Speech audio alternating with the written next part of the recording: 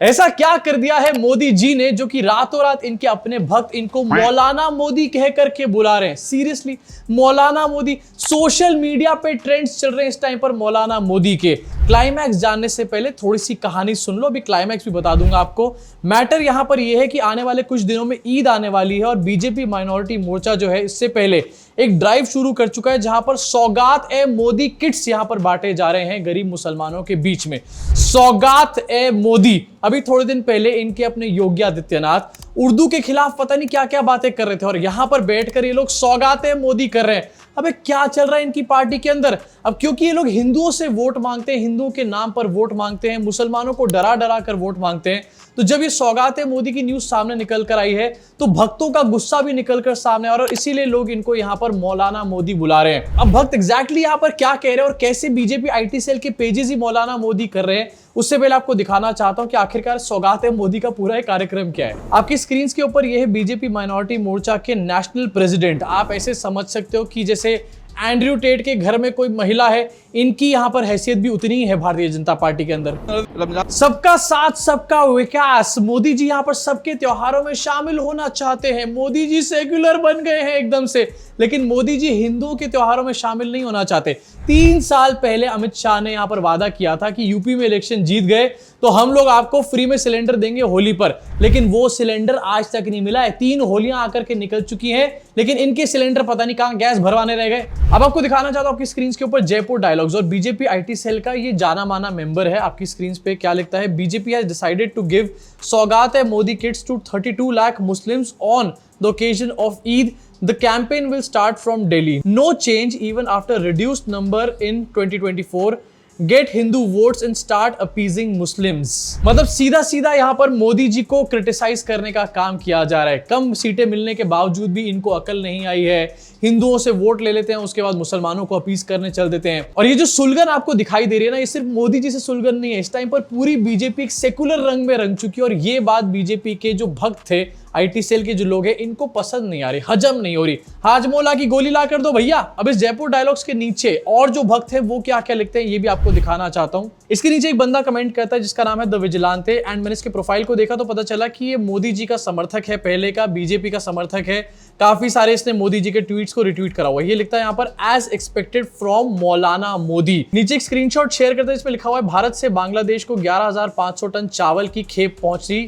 मतलब जो बंदा कुछ दिन पहले तक मोदी मोदी कर रहा था वो भी इस स्टेप के बाद मौलाना मोदी हैशटैग चलाने का यहाँ पर काम कर रहा है। इसके अलावा एक और दिखाना चाहता हूँ आपको, डिजिटल संगी, इनका नाम ही है डिजिटल संगी। मंदिर funded Eid kits, BJP new model of सबका साथ सबका सौदा। Don't worry, Hindus your reward was a thank you tweet and Muslims get the kit. अरे रे रे रे, मोदी जी से इतनी नफरत तो मत करो यार, ऐसा क्या कर दिया उन्होंने। एक और आपकी स्क्रीन के ऊपर द रिस्पॉन्सिबल सिटीजन, ये लिखते हैं the cost of these 3.2 million bootlicking kits is being funded by the taxes paid by us. अब इनको एकदम से टैक्स मनी की याद आ जाती है। जब टैक्स मनी के नाम पर मोदी जी अपने पार्टी के इवेंट्स करते हैं तब इनको टैक्स पेयर्स के पैसे की याद नहीं आती, लेकिन अब क्योंकि ईद पे किट्स बांटे जा रहे हैं मुसलमानों के बीच में, तब इनके पेट में दर्द होना एकदम से शुरू हो गया। टैक्स पेयर का मनी है भैया। अब as per BJP IT cell, इनके इस किट में आखिरकार क्या क्या होने वाला है? मतलब सीरियसली यार, मोदी जी भक्तों की असली फिरकी लेते रहते हैं रोज बैठकर।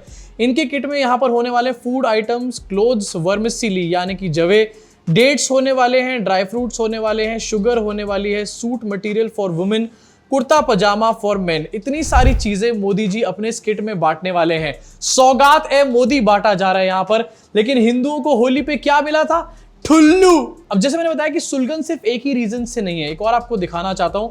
इनके तमिलनाडु के बहुत बड़े लीडर हैं अन्नामलाई, उनकी एक वीडियो बहुत ज्यादा वायरल हो रही है जहां पर वो इफ्तार पार्टी को अटेंड कर रहे हैं। ये इफ्तार की वीडियोस दिखा दिखा कर ही अपोजिशन के लीडर्स को टारगेट करने का काम करते हैं, लेकिन अब इनके बड़े बड़े लीडर्स खुद इफ्तार पार्टी अटेंड करने का काम कर रहे हैं। सारे के सारे एक ही रात में सेक्युलर हो चुके हैं। भक्तों को समझ नहीं आ रहा है कि आखिरकार अब हम क्या बोले सेक्युलरिज्म के बारे में। मतलब आप समझो कितनी दुविधा का ये मैटर है। अभी तक बीजेपी आईटी सेल कह रहा था कि सेकुलरिज्म को हमारे देश से हटा देना चाहिए, लिबरलिज्म पूरी तरीके से खराब है। लेकिन अब उन्हीं भक्तों के अन्नामलाई और मोदी जी खुद यहाँ पर सेकुलर और लिबरल होते हुए नजर आ रहे हैं। इनफैक्ट अभी रिसेंटली रेखा गुप्ता आंटी का एक स्टेटमेंट आपको याद होगा, दिवाली में अली है और रमजान में राम है। तालियां हो जाए भैया, भक्तों के पिछवाड़ों में बारूद भर के रख दिया है पूरी तरीके से। देखिए, रमजान में राम और दिवाली में अली और सौहार्द की गली दिल्ली चली।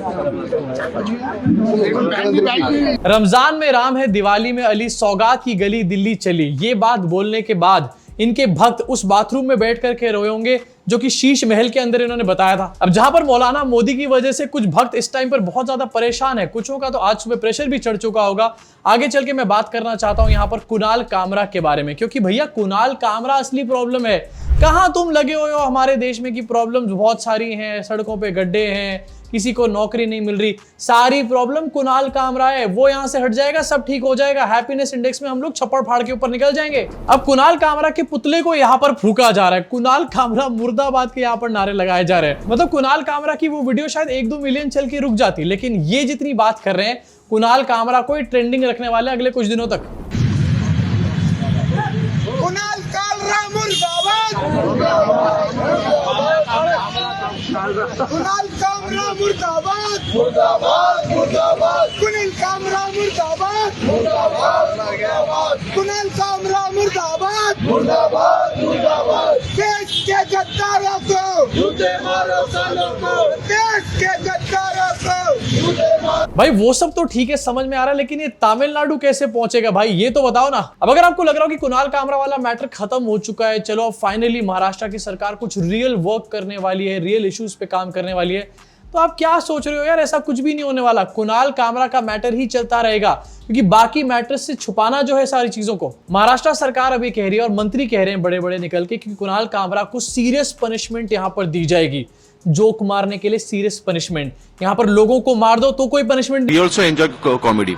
I enjoy Veerdas. I enjoy in my childhood I enjoyed Pula Deshpande.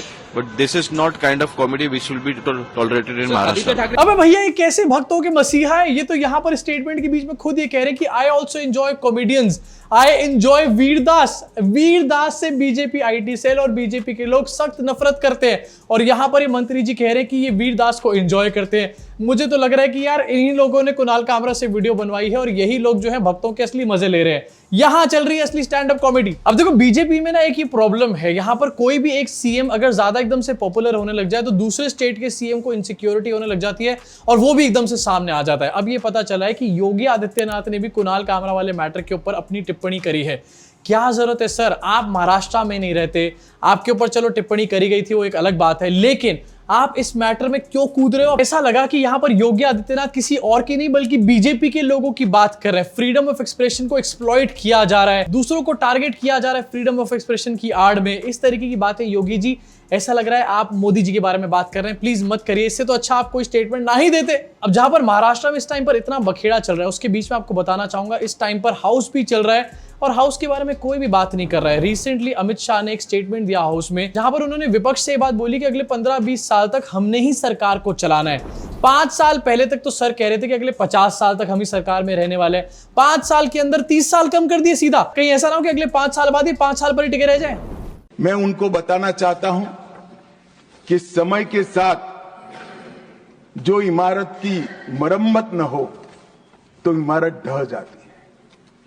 नए नए एक्सपेरिमेंट अनुभव होते हैं, नए नए प्रकार की आपदाओं का अनुभव होता है, कुछ छूट गया है, कुछ दुनिया की बेस्ट प्रैक्टिसेस है, और ये सारे चीजों को समाहित कर हम कानून में बदलाव करें तो इसमें क्या आपत्ति है? कानून अगर बदलता नहीं है तो काल बाह्य हो जाता है, और मान्यवर उनको ये होगा कि शायद हम आएंगे तो बदलेंगे। भाई बहुत देर है, 15-20 साल तक किसी का नंबर नहीं लगने वाला। आप जरा भी चिंता मत करिए, जो कुछ करना है हमें ही करना है लंबे समय। फ्रॉम 50 साल टू 15-20 साल यहां पर आ चुके हैं अमित शाह। अगले साल कहीं ऐसा ना हो कि 1-2 साल की बातें करने लग जाए।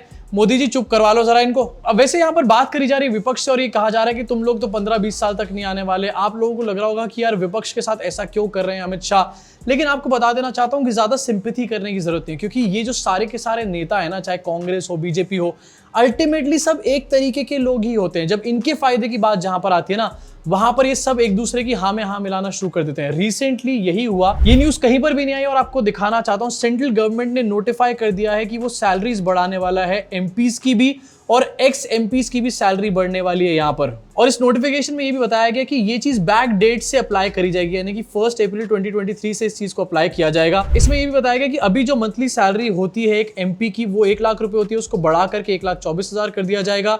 डेली अलाउंस को 2,000 से 2,500 कर दिया जाएगा। Additional pension for every year service in excess of 5 years, इसको 2,000 से 2,500 यहाँ पर कर दिया जाएगा। उसके अलावा पेंशन को भी यहाँ पर रिवाइज करके 25 से और अब 31,000 कर दिया गया है। अब सोचो, वैसे तो सरकार के हर डिसीजन के ऊपर विपक्ष निकल करके आता है, हल्ला मचाने का काम करता है, लेकिन क्या इस डिसीजन के ऊपर किसी ने भी चर्चा करने की बात करी? ये नोटिफिकेशन आ गया एकदम से कहीं से निकल करके, लेकिन एक भी विपक्ष का बंदा और किसी भी पॉलिटिकल पार्टी का बंदा आपको इसको मेंशन करता हुआ भी दिखाई नहीं देगा। यही वो पॉइंट है जहां पर समझ में आता है कि सारे के सारे नेता एक ही तरीके के होते हैं। सब लोग अल्टीमेटली इसलिए राजनीति में आते हैं क्योंकि उनको अपनी जेबें भरनी होती है, किसी को देश वगैरह का कोई भला नहीं करना होता। देश का भला करने वाले इसमें से कुछ लोग होते तो डेफिनेटली इसके ऊपर कोई ना कोई बात जरूर करते, इसके ऊपर डिबेट जरूर होती, इसके ऊपर एक स्टेटमेंट जरूर कहीं ना कहीं निकल करके आता। लेकिन नहीं जी, इसके बारे में कोई बात नहीं करेगा। यहां पर सारी की सारी पार्टी जो है वो एक तरीके की राय रखती हैं, यूनानिमसली साथ में आ चुके हैं। अगर कोई बिल आएगा उसको भी एक बार में सब यस करके फाइनल कर देंगे, एक ही दिन के अंदर पास करके रख देंगे। अब ये बात समझ में आती है कि हर साल एम्प्लॉइज का एक अप्रेजल होता है, ये एक प्रोसेस होता है, लेकिन ये जो सांसद बैठे हुए हैं ये आखिरकार काम क्या कर रहे हैं इसके बारे में इनसे कोई पूछा नहीं जाता है, इसके बारे में इनकी कोई अकाउंटेबिलिटी होती नहीं है। जो इनको फंड्स मिलते हैं वो किस तरीके से खर्च कर रहे हैं उसके बारे में पूछो तो वो सही से नहीं बताते, एंड अप्रेजल के मामले में एकदम से सामने खड़े हो जाते हैं आकर के। इसी के साथ चलो यहां तक तो समझ में आती है कि मेंबर ऑफ पार्लियामेंट जो है उन लोगों का अप्रेजल यहां पर किया जा रहा है, लेकिन उसके अलावा जो एक्स एमपीज हैं उनके पैसे किस लिए यहां पर बढ़ाए जा रहे हैं? वो क्या घर में बैठकर गुइयां छील रहे हैं उसके लिए उनको पैसे यहां पर दिए जा रहे हैं? टैक्स पेयर का पैसा आखिरकार एक्स एमपी को मिल क्यों रहा है भाई? लेकिन नहीं, इसके बारे में कोई पार्टी सवाल नहीं करने वाली। गोलमाल है भाई, सब गोलमाल है। इसी के साथ आगे बढ़ना चाहूंगा और जरा बात करना चाहूंगा ग्रॉक और इलॉन मस्क के बारे में। ग्रॉक ने रिसेंटली सरकार को पूरी तरीके से एक्सपोज करके रख दिया, बीजेपी को, मोदी को, सबको एक्सपोज करके रख दिया। इनकी आईटी सेल, इनकी जो मशीनरी इतने सालों से लगी पड़ी थी उसको ध्वस्त करके रख दिया। उसके बाद ये लग रहा था कि शायद ये लोग ग्रॉक के ऊपर कुछ कार्रवाई करेंगे, लेकिन ना जी ना, कोई कार्रवाई नहीं हो रही ग्रॉक और इलॉन मस्क के ऊपर। इनफैक्ट एक तोहफा और निकाल करके दे दिया। टेस्ला की 2 गाड़ियां इंडिया के अंदर बहुत ही जल्द आने वाली हैं, इस चीज को कंफर्मेशन मिल चुका है। इन दोनों गाड़ियों को इंपोर्ट किया जाएगा इंडिया में और इसके लिए इंपोर्ट ड्यूटी पे एक बहुत बड़ा रिलीफ यहां पर दिया गया है। इसके अलावा लोकल मैन्युफैक्चरिंग आगे कर सके यहां पर इलॉन मस्क, उसके लिए एक फ्यूचर प्लान भी उनको बना करके दे दिया गया है। और एक तरीके से यहां पर एक स्पेशल ट्रीटमेंट देती हुई नजर आ रही है इंडियन गवर्नमेंट इलॉन मस्क को। ग्रॉक के इतने एक्सपोज करने के बाद भी यहां पर इलॉन मस्क को स्पेशल ट्रीटमेंट दिया जा रहा है। दिस क्लियरली शोज कि मोदी जी ने और बीजेपी ने ग्रॉक के सामने और इलॉन मस्क के सामने घुटने टेक दिए। इनको अच्छे तरीके से पता है कि अगर ये लोग ग्रॉक के ऊपर कुछ भी कार्रवाई करें, छोटी मोटी भी कार्रवाई करें, तो ट्रंप की तरफ से इनके ऊपर पड़ेगा एक बहुत तगड़ा डंडा। ऐसा ये बिल्कुल भी नहीं कर सकते। इनफैक्ट इसके बिल्कुल उल्टा जाकर इलॉन मस्क को स्पेशल ट्रीटमेंट यहां पर दिया जा रहा है। कुछ दिनों पहले एक नारा चलता था, एक अकेला सब पे भारी। मुझे कहते हुए ये बात अच्छी तो नहीं लग रही, लेकिन इलॉन मस्क के ऊपर इस टाइम पर ये स्लोगन पूरी तरीके से फिट बैठ रहा है। एक अकेला सारे संगियों के ऊपर इस टाइम पर भारी पड़ा हुआ है। इनफैक्ट आपको एक और न्यूज दिखाना चाहता हूं, शायद आपकी आंखों से ये ओझल हो चुकी होगी, जहां पर ग्रॉक के ऊपर इनको कार्रवाई करनी चाहिए थी।